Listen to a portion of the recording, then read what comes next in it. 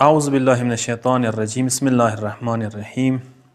حرام و کارونه یو کار سخنچینی د فارسی کې وته یو، عربی کې نمامی نه ورته یی، مو ته اردو کې چغلخوري نه یایو، نن سبا پښتو کې ورته موشتنې نه یایو.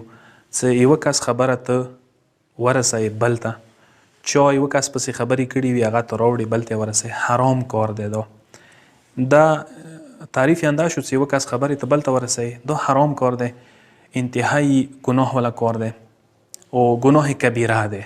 ایدی سزا ده، دی پروردگار عالم ډیره سزا مقرره کړې ده.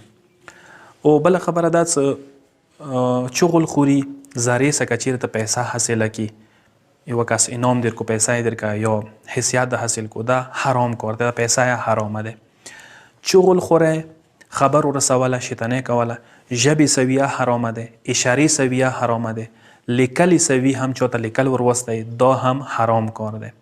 صرف ایوه صورت کې جایزه کیدای شي که چیرې یو غټ مصلحت وي هغه ته غواړي څه مد نظر وساتي، یوه مفسده ده، یوه گناه ده، هغه ته اوس ختمه کړي، ته دې صورت کې چغل خوري یوه شیطنې کوای شي. هغه څنګه مثلا دوه کسانو منځه غیر شرعي رابطه ده، ناجایزه رابطه ده، حرام رابطه ده، نامحرم دي، مثلا حرام رابطه خپل منځو کې برقراره کړي دي، غیر شرعي رابطه خپل منځو کې برقراره کړي دي، ته غواړي دا رابطه ختمه شي، د ګناه نه دا وس او باج کوم هلته ته شیطنې ورکوي وکړي هغوی خپل منځو کې رابطه کاټ شي، نو صرف دغه ځای کې جایزه کیدای شي.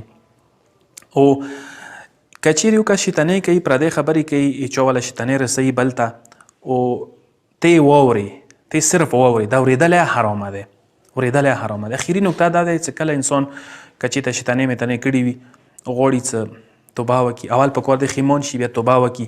او که چیرې دا خبرې هغه کس ته رسېدلې وي هغه نه پکار دی ته رضایت او وغواړي، هغه راضي شي، حلالیت دیر کړي، دې صورت کې بیا تا توبه قبوله دی. پروردګار عالم د موږ ته توفیق راکړي چې چغلخورۍ نه، نمامۍ نه او شیطنۍ نه ځان وساتو. والسلام علیکم ورحمة الله وبرکاته.